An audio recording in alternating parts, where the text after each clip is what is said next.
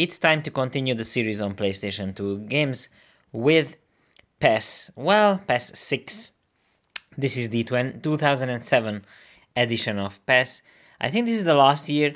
After that, they switched into the yearly. So the next one is going to be PES 2008. I played a lot of PES when I was a kid. It was pretty fun.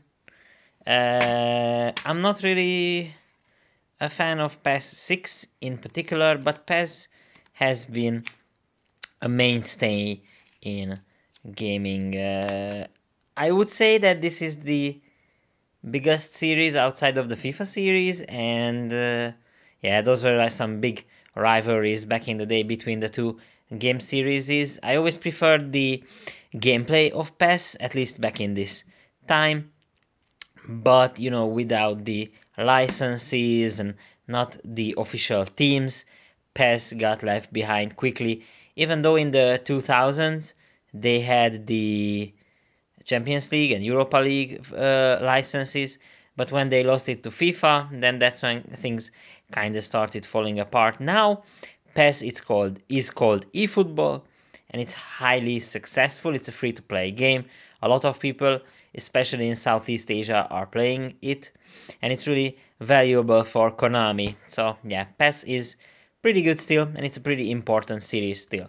Next one is an interesting one. This is Pro Rally 2002, and weird enough, it was made by Ubisoft. So yeah, Ubisoft on the PS2 made a rally game. It's pretty good, I would say. The physics are really cool. It's a bit more arcadey than the simulator ones, but it's still a really, really good and fun rally game. It's on a CD disc, so that's pretty cool. Like with the blue back, so that's nice. And as you can see, there is a lot of extra stuff in there. This is like a registration card. There is the manual in German, and then there is the manual in, I'm gonna say, Italian. So yeah, but the game itself is in English, and I think it's a pretty good and really hidden rally game. Not a lot of people talk about this series. I think they only had like 2 or 3 episodes or 2 or 3 iterations. So yeah, Pro Rally. It's a fun if you like racing games like this. And the next one is something that's a weird one. It's by Eidos. It's Eden, but it's actually called Project Eden. So I have no idea what this game is about. It looks like it's a third-person shooter, but you can play it it's actually a 4-player split screen type of game. That's cool. So yeah, it's a 3D cooperative team play game on PS2. So it's more like an army shooter, kind of Tom Clancy kind of vibe, but with split screen. So that's cool. Not that many split screen 4-player shooters on PlayStation 2. As you can see, the graphics are not necessarily probably the best. I mean, look at that guy, like fat RoboCop. Okay, and then here's the manual. It's one of those like really early PlayStation 2 games. I think this is it's from 2001. So actually it's like within the first year of the PS2. Yeah, I think nobody really talks about this game.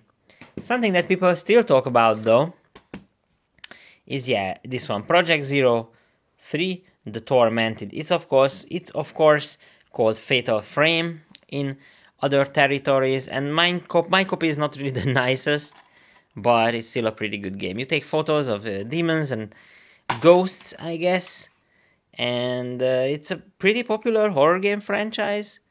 Nice colorful manual.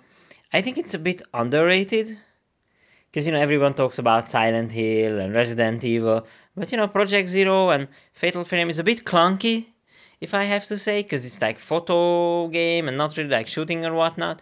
So it's a bit different in vibe and different in environment. But I would say that the difference is its strength. So that's why the series is still going on, and there are still games that are made and remade for this series. I think recently they just announced one of the new remake, like I think the second or maybe this one is getting a remake. So that's pretty cool. There is plenty of spooky games on the PlayStation 2. This one is kind of net. It's Psyops: The Mindgate Conspiracy. It's like borderline on the horror game vibe. Yes, this is a faded cover, by the way. But as you can see, this is more like a mind drain and remote viewing and telekinesis. So it's more like, I would say, about special powers, like superhero powers. But it's still, there is a lot of weird interactions and interesting stuff in there. Midway was kind of cooking in this generation. It's the end of Midway, but yeah, they had some pretty special project. And yeah, Psyops, the Mindgate conspiracy, is kind of like that. There is even some. There's a nice manual here. Here's the disc. It's one of those underrated and not really talked about games that I think is pretty cool. And you can play it, I think, on co-op probably. So, that's pretty cool. Next up is another rally game. Yeah, if you love rally games, this is Rally Fusion by Activision, out of all of the people who made these games. And yeah, Rally Fusion, I tried this. This game is a mess. It's not bad, but if you're used to like good ones, this is a janky, weird one. I tried this recently, and then the physics are all over the place. The cars are way too fast for the stages, so that's not really good. And it's officially licensed with the Race of Champions, which I'm not sure if it's still a thing, but it used to be like where a bunch of different racing drivers, like the Rally World Champion and the Formula One Champion, they came together in this like 2-day series in like inside the stadium, and they were challenging each other with certain types of kart racing. It was pretty fun. But this game, it's not that fun because it's pretty jank. Physics are weird, and the crashing, but the vehicle damage isn't really there. So yeah, you might want to skip this one. So this one is pretty cool. Back in the day, and we are already talking about Midway again. They made a lot of games, and Rampage Total Destruction is basically the reboot of their legendary arcade game. Rampage is a really fun old Midway arcade game, and they were like, oh yeah, let's make a remake of that, and it's kind of fun. The graphics are pretty cool, and it's kind of faithful. Plus, the original Rampage is in that as well. So, big monsters taking down buildings, fighting each other, fighting people, fighting the army. That's pretty cool. And I like this. There is a manual, there's the disc. It's a pretty fun title. Sadly, Midway doesn't exist anymore. All of the rights, I think, went to Warner Bros. And Warner Brothers don't really make new games. So that's the reality of the situation. But there is one series that is still ongoing, and this is Ratchet and Clank. This is Ratchet and Clank 2, Locked and Loaded, and I also have Ratchet Size Matters. So Size Matters is an interesting one, because this is also a PSP game. First it came out on the PSP. It's like really late, PlayStation 2 as well. Yeah, 2008 release, which is kind of crazy. The PS3 was out for 2 years by the time this game came out. But yeah, Ratchet and Clank started on the PlayStation 2, and it made Insomniac even more legendary because they made the Spyro games, and the Spyro games are awesome. But they also made some Ratchet and Clank titles, and they are still making Ratchet and Clank. I have only played these a little bit. They are really fun though.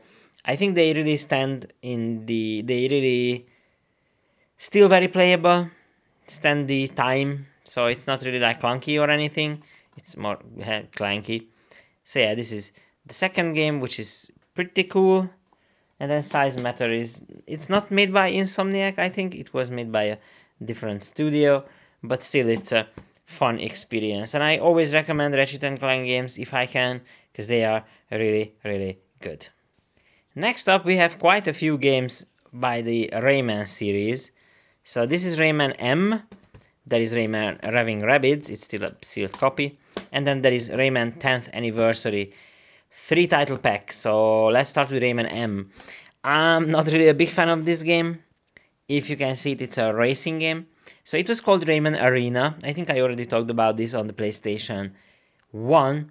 And Rayman M is basically a remake of that, which is kind of weird, because why would you want to remake a janky game like this? but it supports 1 to 4 players. It's not the most fun racing game or party game, but it has its own merits. There is this like big poster with the vehicle descriptions and how the game leagues and races go, and then there is this big manual there. As you can see, this is quite a hefty manual, and also, wow, you can win all these fantastic Ubisoft games like Prince of Persia, Brothers in Arms, Splinter Cell. We will talk about these games in detail later, and yeah, I always wondered what happens if you send these back. So are there someone at their, maybe their offices are still there and they can like reply to your registration card? I don't know. That would be fun to try one day. So the next one that was basically released on the PlayStation 2. So there are 3 more games that was released separately. So Rayman Revolution, Rayman 3 also. I don't have them separately. I have the 10th anniversary pack, which is pretty crazy if you think about it, that Rayman's 10th anniversary was already there. Weird that they put Rayman M instead of the first Rayman game, because that's a PS1 game, so they could have just added that. Rayman Revolution, so here you go. That's Rayman M. It's a different disc, and it says like multiplayer on it. Oh, it already says multiplayer on it. Okay, that's weird. So that's a different disc. So it's basically like the version 2 of this game, and I think they might have like patched it or something, I'm not sure, but there is still a hefty manual here. There is Rayman Revolution, which is the second game in the series. Basically it is the second game in the series, the remake of Rayman 2. So interesting. I'm not sure what Ubisoft was thinking at this time, but we are talking about nowadays like, oh, there are so many remakes and remasters, or too many remakes and remasters, and then Ubisoft was doing this stuff like, I don't know, 20 years ago already on like 5-year-old games like Rayman Revolution. And then the third one is of course Rayman 3 Hoodlum Havoc. I only played this a little bit. I played the others a bit more. This one's fun, kind of quirky, but it's a good looking game.